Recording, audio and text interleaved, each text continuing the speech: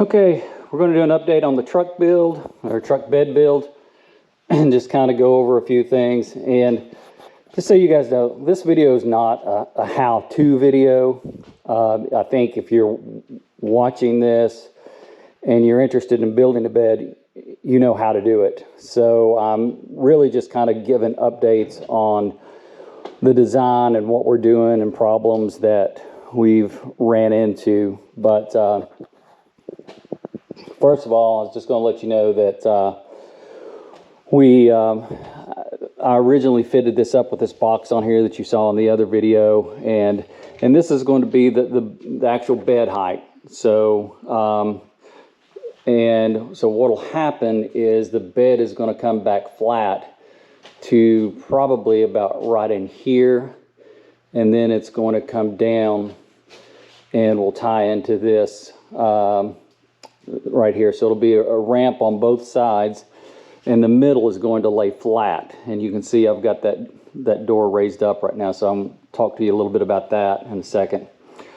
We've also stuck with Volvo's design for supporting the exhaust for now, but I'm going to redesign that. And so there'll be support there, but this box I had to do a redo. I didn't like how close it was to the cab, and so I cut it and reinforced it and made it smaller. And in doing so, I already had my brackets cut out, so my mounting brackets, I had to modify those kind of on the fly. And I had to do the same on the back because I forgot something. But just so you know, you're not supposed to weld or cut on these frames or drill into the top flange. So to the top flange or the bottom flange. But you can put holes in the sides, but I've avoided putting holes in the sides because I'm using the holes that were already here. And I'm not sure if you can see this really well, but I've already designed a bracket. And this is where the glad hands and everything was on the back of the truck, and your hookup for your trailer lights. So I made a bracket to mount that there, and just ran the air lines for the glad hands to the back in case we wanted to ever utilize those for a tag trailer or whatever, use them for inflating things. But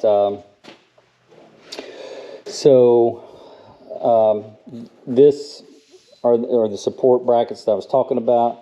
These are 1/4 inch thick. Everything is 1/4 inch thick. And in this area, there's going to be another piece of plate that'll run down here, and that'll be the wheel wells. In between the wheel wells and this top plate will be toolboxes. This large area that you see right here, this whole area, there'll be a toolbox in here as well. We use 3/16 plate on the top. I've just tack welded it on, put a couple of button heads in it because I'm kind of looking for this button head riveted look. So those will be running across it. I'm not sure if I mentioned this, but there'll be a toolbox here that'll go from the bottom of the step or just lower up to almost the top of the bed, and it'll fill in this entire area. And the other side is going to be a mirror image of this side. So again, the goal is trying to follow the body contours of the truck and have the bed come back straight across and then waterfall down to here.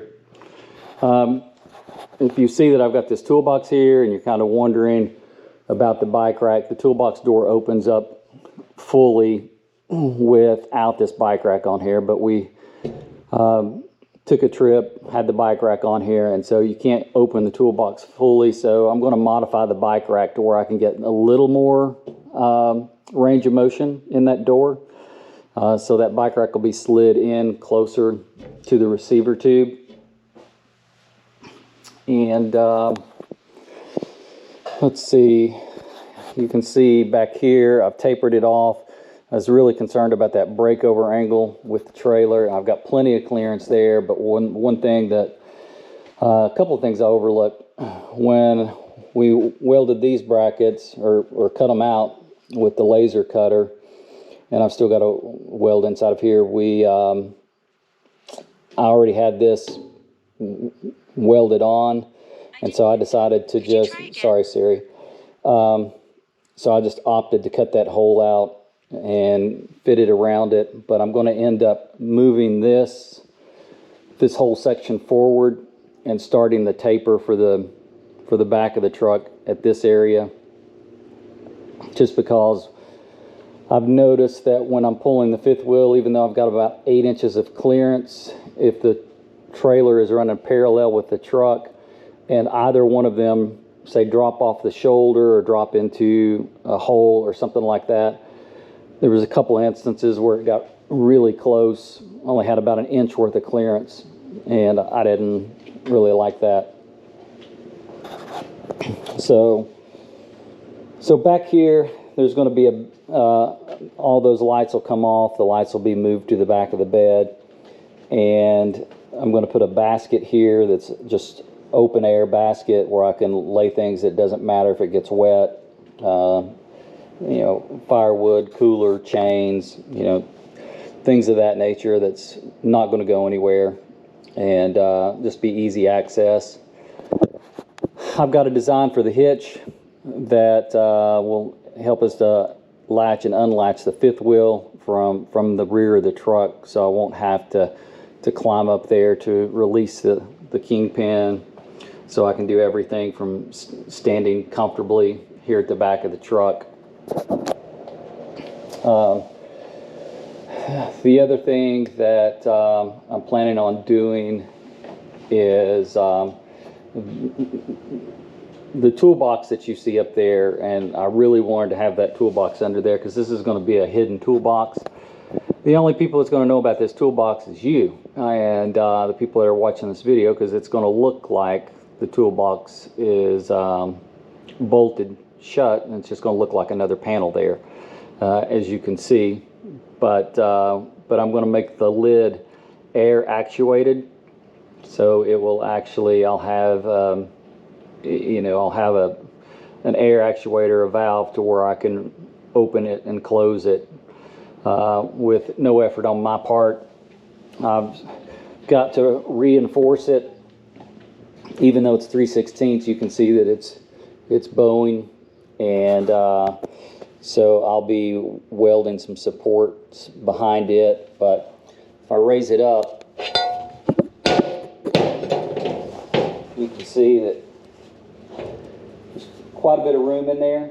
I talked about that on the earlier videos. So I'm going to add carpet and line it with carpet. I'll put a guttering system in there to where if any water comes around here and goes down in there, that it'll drain out the bottom of the bed. But overall, this bed is going to be, I think, 15 feet long, and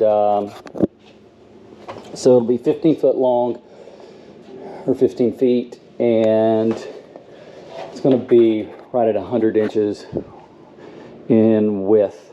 So and as time goes on, you know, there's going to be there'll be more supports under here to support the sides of the truck, because this bed it'll have sides on it. So I'll be putting supports to support those sides, and that's about it right now. That's all I can think of. Like I said, I used the existing holes that were in the frame. You can see that the front and the back sections, subframes, are bolted together there. And once I put the ramps on here and this upper deck, essentially, so there'll be another point of connection, so those beds, the subframes, will be connected.